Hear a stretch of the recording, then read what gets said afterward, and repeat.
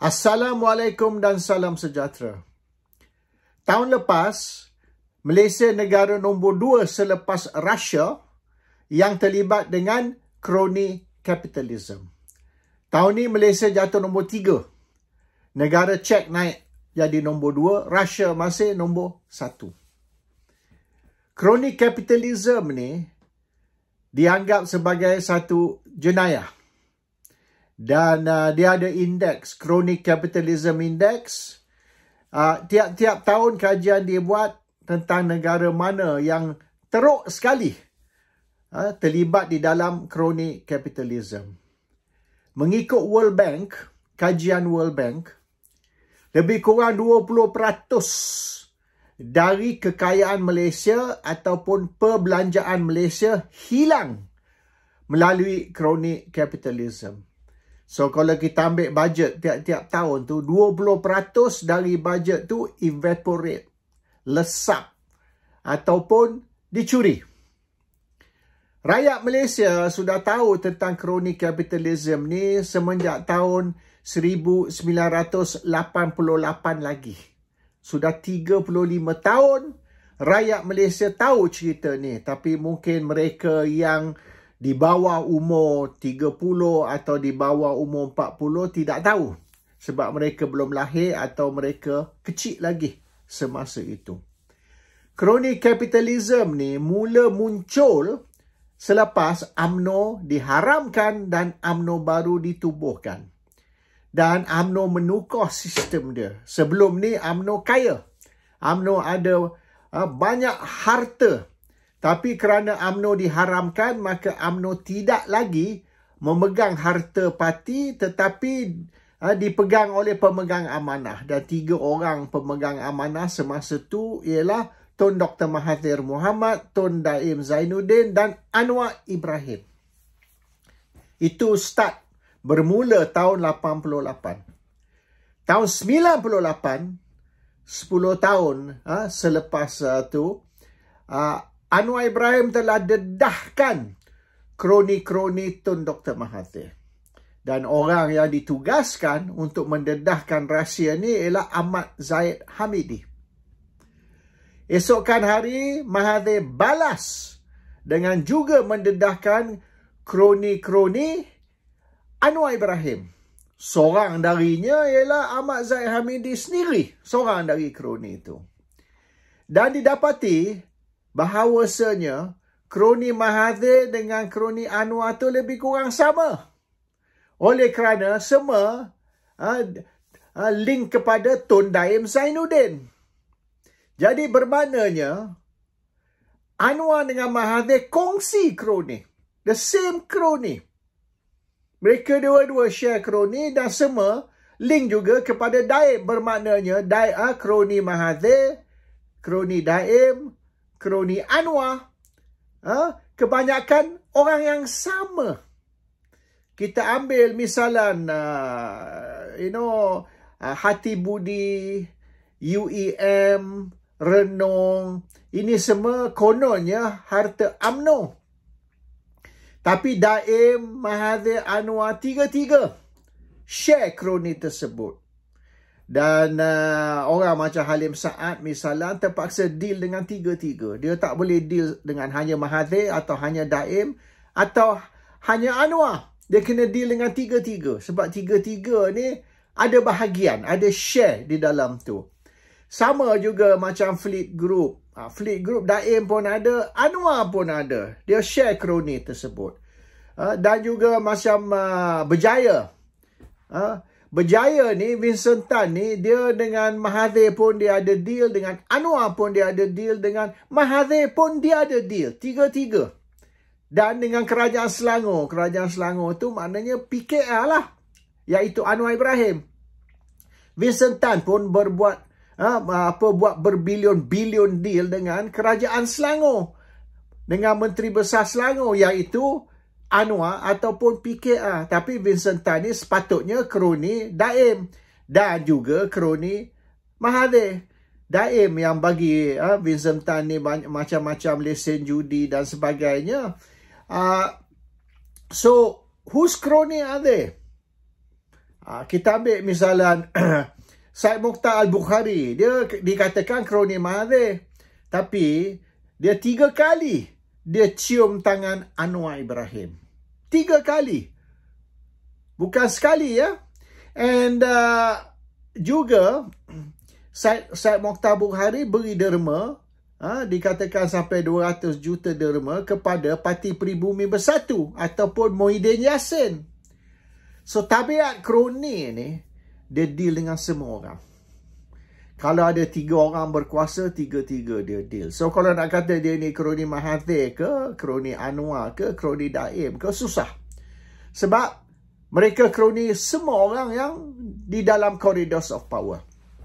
Tapi kebelakangan ni, ramai kroni Mahathir atau kroni Daim, dia orang dah swing. Dia orang dah lompat kepada Pakatan Harapan ataupun Anwar Ibrahim.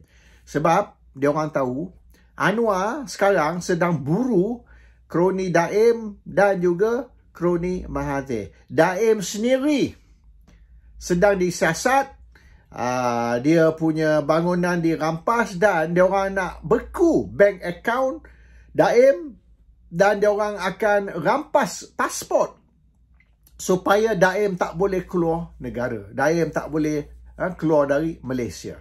So they are going to freeze his bank account, block his passport, they are going to rampas semua harta-harta yang dimiliki oleh Daim. Dan benda ni, siasatan ni akan pergi ke Mahathir. It's going to extend to Mahathir dan anak-anak Mahathir.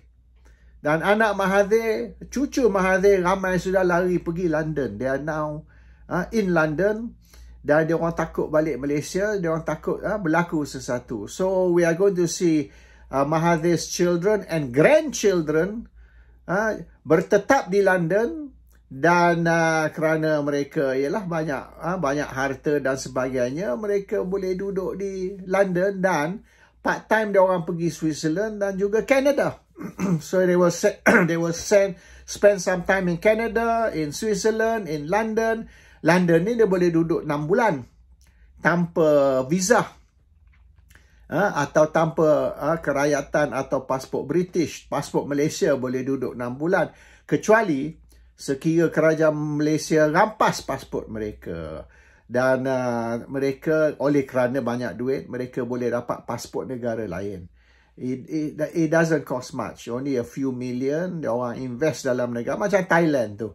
Dia masuk dalam 1 juta 2 juta dalam fixed deposit bank account kat Thailand, boleh dapat 1 tahun punya visa, boleh keluar masuk. So dia punya pergerakan tidak jadi masalah. Kalau ada duit senang aja, macam Jolo tengok tu. Jolo pasport Malaysia tapi pasport Malaysia dia tak rampas. So dan juga dia ada pasport negara lain. So dia bebas bergerak sini dan situ. So this is what's going to happen. Anwar akan buru kroni-kroni Daim dan Mahathir, termasuk Daim, Mahathir dan anak-anak mereka sekali pun akan diburu. Dan ramai dari kroni Daim dan kroni Mahathir sudah swing sekarang. Syed Mokhtar Al-Bukhari sudah swing. Sekarang ni dia bantu kewangan banyak. We are talking about few hundred million dia orang bantu. Dan secara terbuka, openly, Syed Mokhtar ni cium tangan Anwar. Dan bukan sekali, 3 kali dia cium tangan Anwar. And Vincent Tan pun sudah bersama Anwar.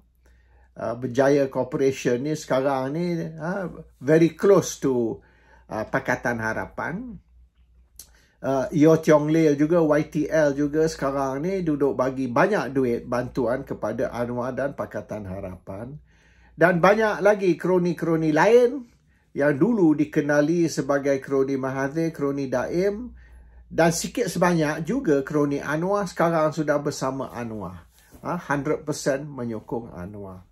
So this issue about crony capitalism yang muncul tahun 88 dan didedah tahun 98, 10 tahun kemudian, sekarang sudah menjadi lagi teruk sebab parti politik dalam kesusahan, tidak ada duit, dan hanya melalui projek, kontrak, lesen dan permit parti politik boleh mendapat duit. Dan Anwar ni sedang desperate oleh kerana berlaku apa yang dikatakan langkah Dubai. Langkah Dubai ni kemungkinan akan menjatuhkan kerajaan. They are in the process of moving against the government. Jadi cerita ni dah bukan rahsia lah. Cerita ni sudah diketahui. Dan benda ni dia orang suspek apabila Muhyiddin mula-mula pergi Dubai. Lepas tu ramai ahli parlimen dan pemimpin-pemimpin parti politik juga pergi Dubai. Dan ada perundingan untuk tarik sokongan dari Anwar Ibrahim. Dan sekira ini berlaku, bermaknanya Anwar perlu dikatakan 600 juta estimate awal. Tapi mereka kata sekarang mungkin 600 juta tak cukup. Anwar mungkin kena provide budget 1 billion. 1 billion. Untuk apa 1 billion? Untuk beli ahli parlimen. Tiap-tiap ahli parlimen di antara mungkin 30 atau 50 juta. 30 to 50 million. Mereka akan dibayar untuk tidak tarik sokongan dari kerajaan pakatan ataupun kerajaan madani Anwar Ibrahim. They're going to be bright 30, 40 or 50 million per ahli parlimen. Tiap-tiap satu ahli parlimen. So, dia orang buat estimate mula-mula 600 juta. Yang 2 tauke Cina telah maknanya telah bagi 300 juta seorang. Jadi 2 tauke Cina tu 600 juta. Sekarang ni dikata tak cukup. Mungkin perlu 1 bilion untuk nak bayar tiap-tiap ahli parlimen di antara 30, 40 atau 50 juta ringgit. To stop them from tarik sokongan dari Anwar Ibrahim. It's big money now. Dan big money ni 600 juta ataupun 1 bilion ni kena datang dari tycoon atau billionaire Malaysia yang sekarang ni sudah memberi sokongan penuh kepada Anwar Ibrahim. Jadi kroni kapitalis ni dia orang tidak taat setia. Dia taat setia kepada siapa yang berkuasa. Dan apabila kita hilang kuasa, terlebih lagi macam kes Daim, di mana bukan saja Daim sudah hilang kuasa, tapi tindakan akan diambil terhadap Daim, Mahathir juga. Dan Mahathir ni yang dia takut ni bukan tentang diri dia, tapi anak dia.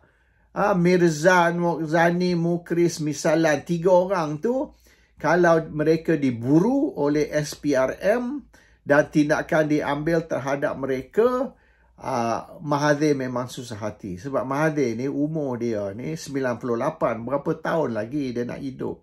Kalau dia boleh hidup 2 tahun lagi sampai umur 100 pun okey dah tu.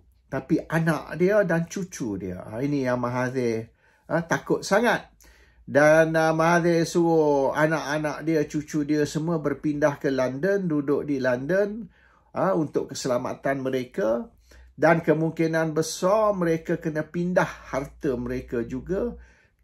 Dan silap-silap orang macam Mirzan, Misalan ataupun Mokhzani perlu ambil pasport negara lain. In case lah pasport mereka digantung atau ditarik balik dan mereka tak boleh berjalan di mana-mana. Kalau tak ada pasport Malaysia, dia perlu pasport negara asing. Macam kes Jolo ni. So that's the situation sekarang ni. Kroni kapitalism ni yang 35 tahun dulu diketahui oleh dunia dan 25 tahun dulu telah didedah oleh Anwar. Ahmad Zaid Hamidi telah tembak Mahathir. Mahathir esokkan tembak balik. Dedahkan juga senarai kroni Anwar, dan satu dunia tahu rupanya Anwar punya kroni ni sama banyak dengan Mahathir punya kroni. Tak ada beza. Dan di dalam kes-kes tertentu, kroni Mahathir, kroni Anwar dan kroni Daim orang yang sama. Macam Vincent Tan, YTL dan beberapa lagi, Syed Mokhtar Bukhari. Ini kroni yang dikongsi oleh ketiga-tiga, baik Daim, Mahathir ataupun Anwar. So rupanya, dan kes DAP pun ada. Sebab banyak yang kononnya kroni Mahathir juga bagi duit kepada DAP. Mahathir, dia orang beri duit misalnya kerana nak kontrak. DAP ni, dia orang bantu kerana satu bangsa. Satu bangsa, so kroni Mahathir, kroni Anwar juga bagi duit kepada DAP sebab nak menyokong bangsa, perjuangan bangsa Cina. So, this is what's been going on. So, tahun lepas, macam saya kata tadi, tahun lepas Malaysia nombor 2. Tahun ni Malaysia jatuh nombor 3 selepas Russia dan negara Czech. Tapi memandangkan Malaysia ni negara kecil. Yet, boleh jadi nombor 3 dalam dunia. Kalah Amerika, kalah England, kalah Germany. Even negara Afrika begitu banyak pun kalah. So, it's quite amazing actually.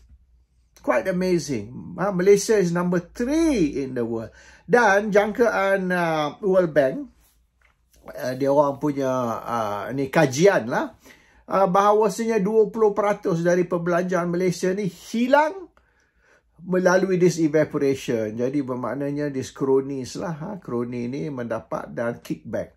So dikatakan parti politik ataupun pemimpin-pemimpin parti politik ada berbilion-bilion, termasuk baik Zahid Hamidi ke tak kisah siapa. So, Malaysia punya budget ni, kalau dikatakanlah World Bank, kalau sekiranya tidak ada leakages, dia panggil leakages, ataupun, this evaporation, 20% dari perbelanjaan Malaysia selama 35 tahun. Imagine, 35 tahun. 20% dari belanjaan. Bermaknanya Malaysia punya hutang 1 something billion. Excuse me, sejuk kat sini. 1.5 trillion. 1.5 trillion Malaysia punya hutang tu tidak akan ada. So sekarang ni dikatakan Malaysia punya hutang 1.5 trilion. Dan oleh kerana Malaysia hutang 1.5 trilion, ialah kerana masa 35 tahun ni banyak perbelanjaan, 20% dari perbelanjaan itu sudah lesap. So that is a story of the crony capitalism. Dan Anwar sekarang sudah rampas semua kroni-kroni Mahathir dan Daim, dan dia akan guna duit derma-derma atau sedekah dari kroni ni untuk melawan Perikatan Nasional dan juga Mahathir. Dan Anwar juga akan lawan Mahathir melalui tindakan undang-undang, iaitu akan guna SPRM untuk habiskan Daim dan Mahathir, termasuk keluarga dan anak-anak mereka. So stand by. There's a lot more activity, a lot more drama about to come.